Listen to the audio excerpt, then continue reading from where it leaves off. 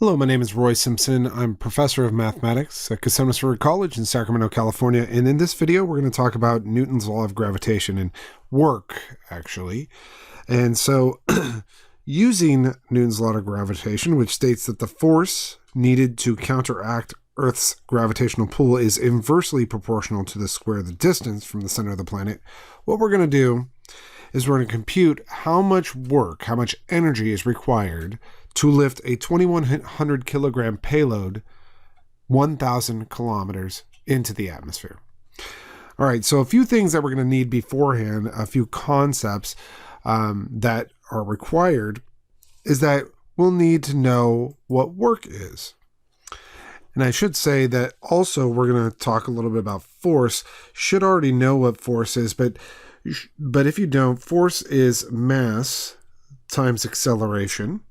So, for example, the force that the Earth is exerting on this 2,100 kilogram payload is going to be the mass of the payload, and a kilogram is a mass. So the mass of this payload is 2,100 kilograms.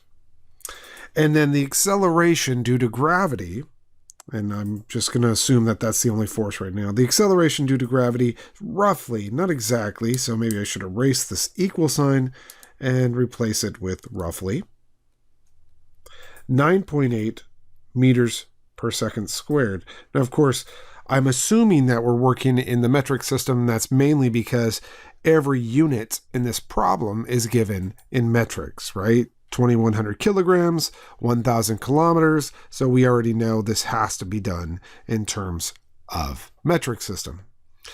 Now let's go ahead and compute this amount. And from a quick computation, we have 20,000. Again, this is actually going to be equal to 20,580 kilogram meters per second squared, which is known also as a Newton. Okay, so that many newtons, and that is a measure of force. That's how much force that the Earth is exerting. And what we're going to do is exert our own force through some type of chemical reaction or possibly just lifting to move this object up. Now, force is not an energy. It's just a force, a push or a pull, but not through a distance. So this is just an amount of push. However, once we do this push through a distance, and the distance we're going to do is the 1,000 kilometers, that will create work. So work is force times distance. Now, I should note here that the very beginning of this problem says Newton's law of gravitation says that the force needed to counteract Earth's gravity is inversely proportional to the square of the distance from the center of the planet. So let's go ahead and use that really quickly. I'll get back to the work statement in a moment, but this statement is saying that the force required to escape the Earth's gravitational pull is going to be inversely proportional, means some constant times 1 over. And we're going to go ahead here and let x equal the distance from the center of the planet. And that distance from the center of the planet, like I said, is x. We just need to know the radius of the planet. Now, on the planet's surface, and maybe I should draw a picture here so we can see what I'm talking about.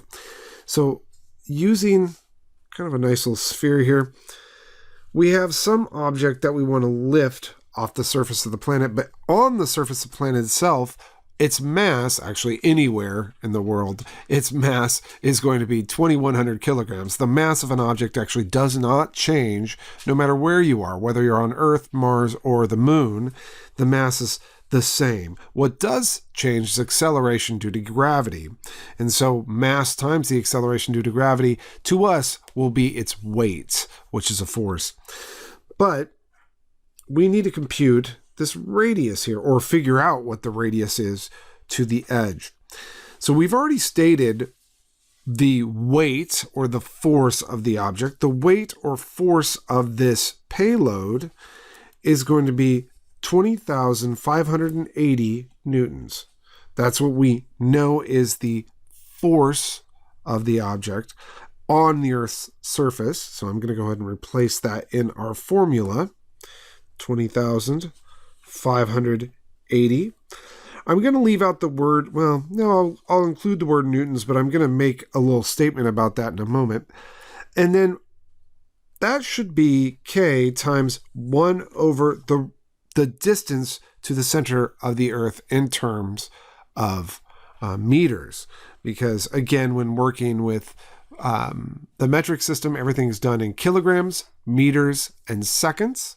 So a little quick Google search shows us that there is 6.371 million meters for the radius of the Earth. So let me go ahead and write that down. 6.371 million. That's a pretty large number.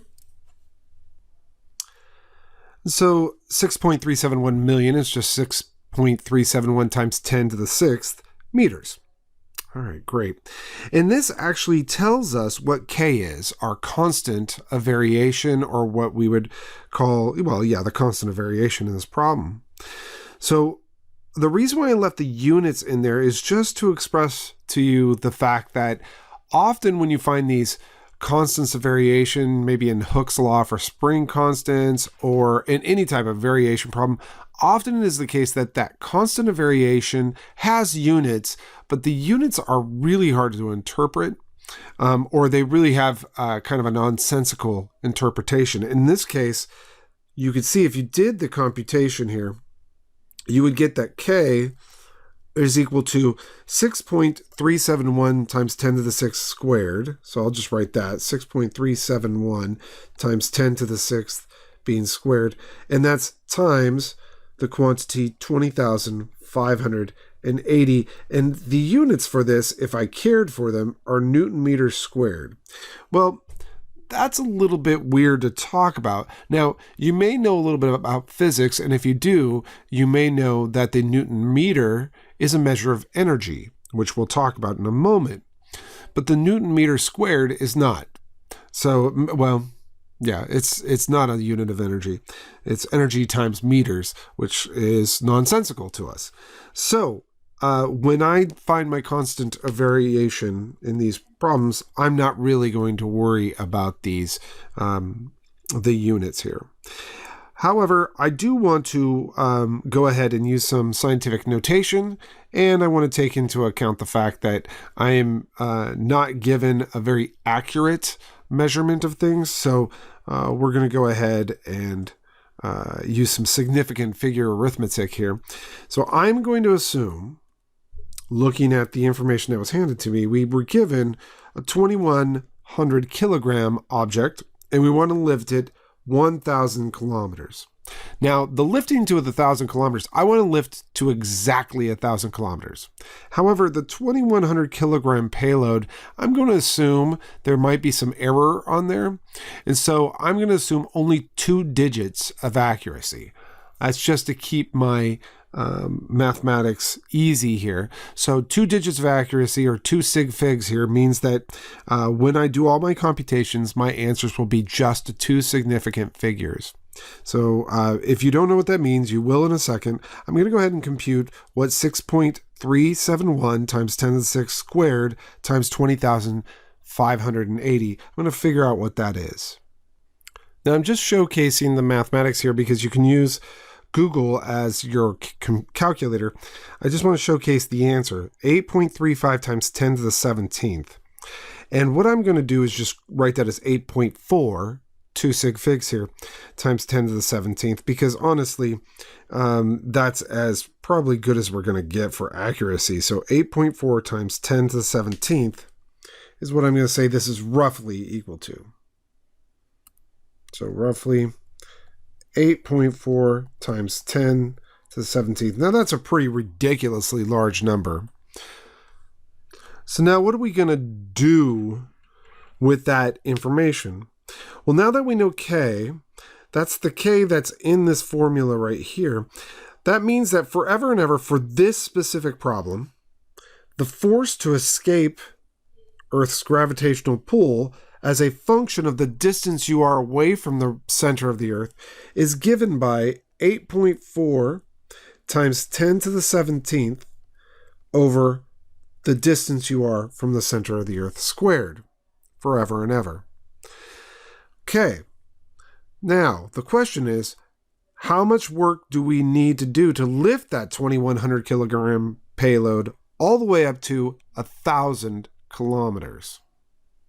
And this is going to be very challenging, or doesn't have to be very challenging, but requires a little bit of a recall of work, which we wrote down earlier as work is equal to force times distance. But here's the deal. If you go back to that Earth picture here, and you want to lift this object up, well, the force changes depending upon how the force that's required to lift this object changes just depending on how far up above Earth you are. In other words, if you're at Earth's surface, the amount of energy needed to scoot it up a little bit is different than if you were at maybe 100 kilometers up in the atmosphere. The energy needed to scoot it up a little bit there is a little bit less because, well, you're further away from the center of the Earth. And remember, the energy required to lift away from the center of the Earth is given by that inverse function.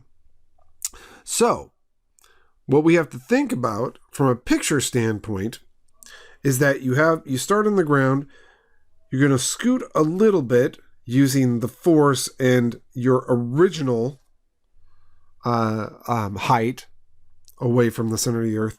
And remember, work, or the amount of energy expended, is force times a slight wiggle in distance. And then you're going to scoot a little bit more, so maybe the force has changed slightly, and then you have, again, a little wiggle in distance. Remember, force times distance is going to give us the energy used, and so on and so forth. It's just a visual of all these little scoots until you get all the way up to that 1,000 kilometer height. I think we wanted 1,000 kilometers. Yes, we did. Okay, so this means, as we know, that we're dealing with an integral. You're adding up all these little changes in forces. So really, we're doing this summing up a bunch of forces, and each of those forces are being multiplied by a change in position, so a little distance. And remember, force times distance will give us work. So we're summing up all this work from I equals 1 to n. We don't know how many little steps we're going to take, but likely we're going to take smaller and smaller steps, but increase the number of them, right? So maybe we thought we were just going to compute it using 10 steps to get up to that 1,000 kilometer height. But in reality, we're probably going to do, we would like to do an infinite number of steps. Of course, if there's an infinite number of steps, you need infinitesimally small step sizes. And so that requires us to use a limit. And of course, this is fancy notation, the Riemann sum for an integral, right? Integral of f of x dx. And we're going from x equals not 0, but the original radius of the Earth. So the radius of the Earth, we had said earlier, was 6.371 times 10 to the 6th meters. Remember, once you're in metrics, everything has to be in meters and kilograms.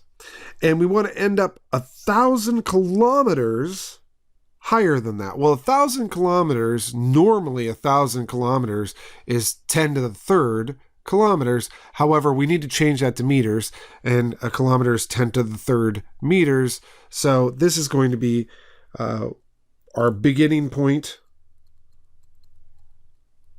plus an additional 10 to the 6th meters, right? Because again, 1,000 kilometers is the same thing as 10 to the third kilometers, but a kilometer is the same as 10 to the third meters. Kilometer being 1,000 meters. So there we have 10 to the 6th meters.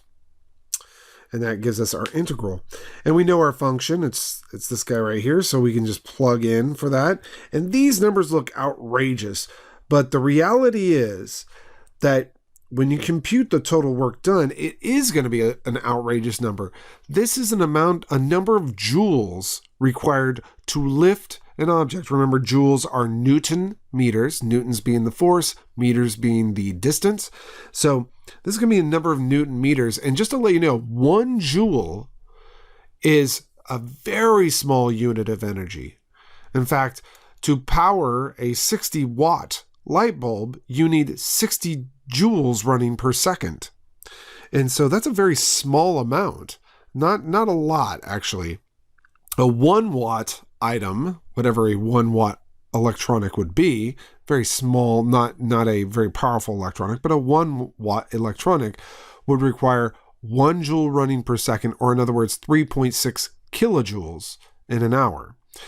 And while that sounds huge, really that's not a lot of energy, considering that we use quite a bit just as human beings on a daily basis. All right, so all that talk, let's go ahead and do the mathematics here. And often if I'm dealing with numbers this large, let me highlight what I'm talking about, numbers like this, I will just call them A and B in the meantime. So from x equals A to x equals B, and I can see my A and B up above, and it's 8.4 x or times 10 to the 17th all over x squared dx. And now I can take the antiderivative. Let me pull out the 8.4 times 10 to the 17th. And because you're often dealing with this type of integral so early in a Calc 2 course, I'm going to go ahead and do the integral now just to showcase how it's done. I change all my rationals to negative exponents because it's easier for me. And remember, the rule is the antiderivative, you add 1 to the exponent, divide by that new exponent. So this is going to integrate to be a negative 8.4 times 10 to the 17th times x to the negative first.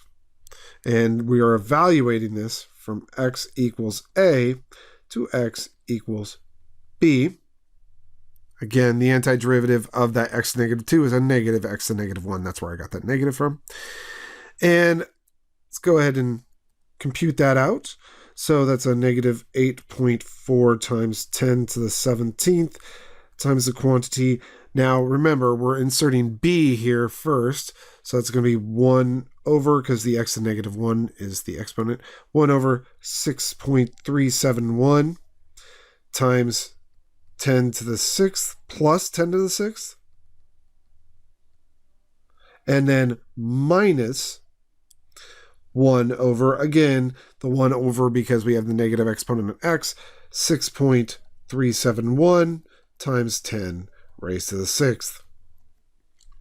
And at this point, it's just a calculator problem. So I'm going to go ahead and run to my Google calculator to calculate this. And here's what we get. And I'll go ahead and translate that over. And this is equal to roughly 1.8 times 10 raised to the 10th power. And remember, this work is force, which is in newtons, times distance, which is in meters. So I'll write Newton meters first. But in reality, a Newton meter is, let me write this in, 1.8 times 10 to the 10th. And a Newton meter is called a joule. Okay, and so I just kind of quickly looked up some information. That is roughly around the same amount of energy that a large wind turbine would put out in a full hour. So mainly because the maximum output of a large wind turbine is 8 megawatts. And this is equivalent after running an hour to 5 megawatts. So it's pretty powerful. This is a lot of energy usage. All right. I think that's it for this.